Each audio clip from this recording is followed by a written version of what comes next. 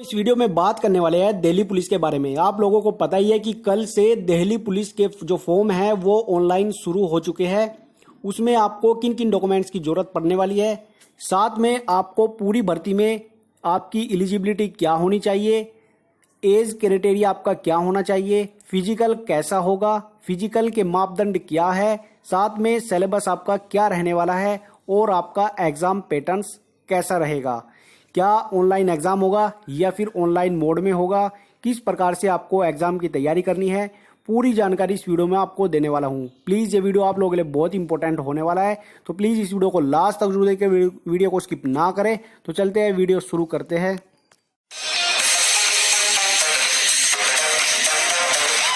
तो बात कर लेते हैं कुल पद की। तो आपके जो कुल पद है यहाँ पर 5846 पद है, जिसमें पुरुष के यहाँ पर वैकेंसी जो है 3902 है और महिला कैंडिडेट के लिए यहाँ पर 1944 पोस्टें रखी गई है।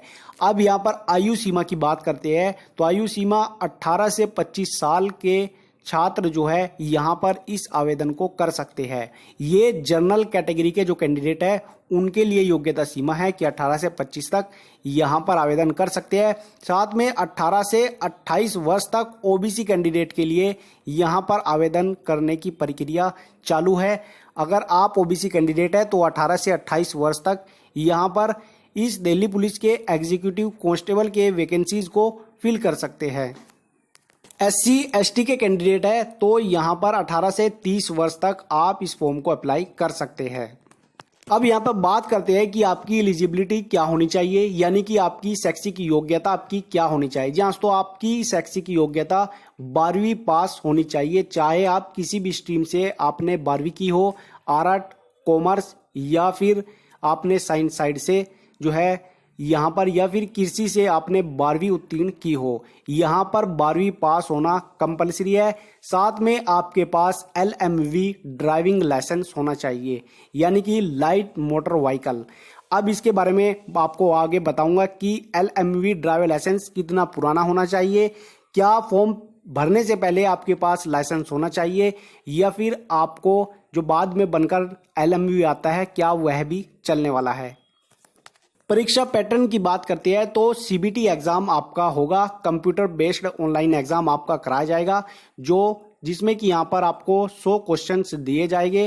उन 100 क्वेश्चंस को आपको जो है कंप्यूटर पर यानी CBT एग्जाम ऑनलाइन एग्जाम आपको टेस्ट देना होगा, जिसमें बाद में जो टेस्ट होगा उसके मेरिट के अकॉर्डिंग आपका चयन होगा।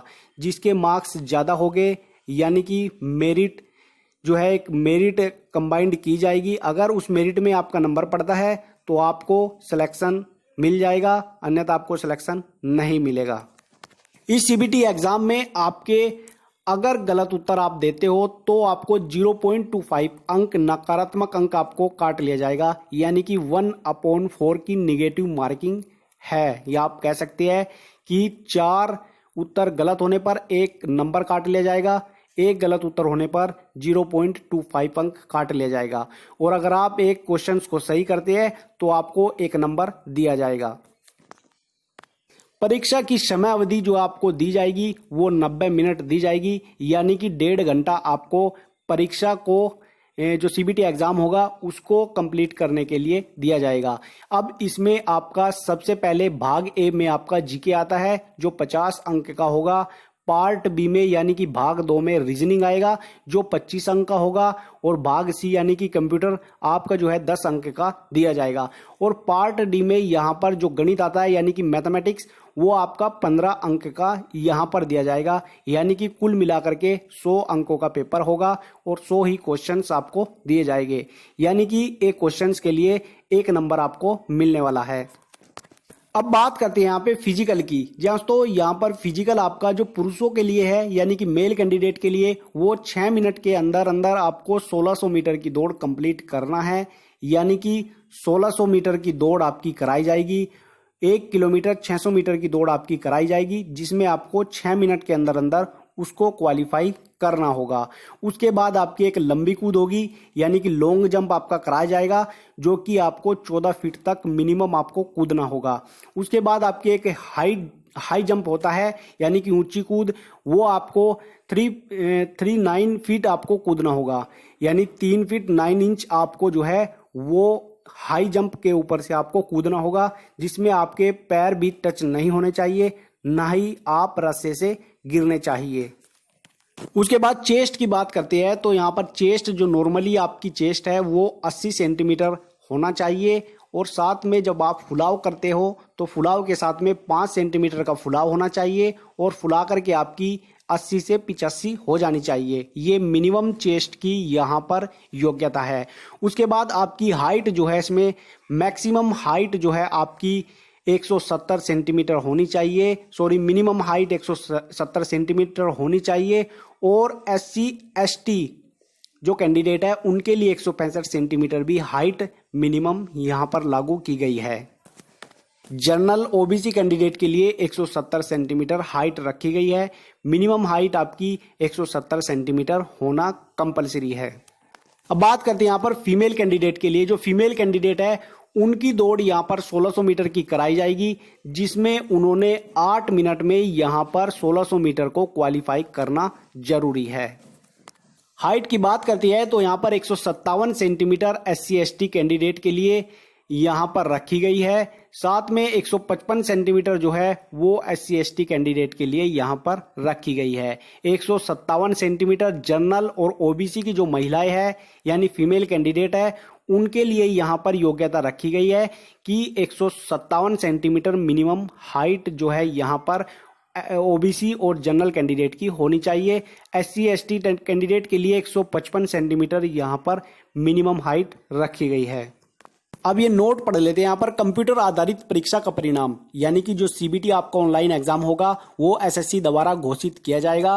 वे अभ्यर्थी जो प्रत्येक श्रेणी में 12 बार के बराबर कंप्यूटर आधारित परीक्षा की मेरिट के दायरे में आते हैं, या जनरल SC ST OBC या EWS और पूर्व सैनिक श्रेणीवार PE और PMT में उपस्थित होने के लिए बुलाए जाएंगे।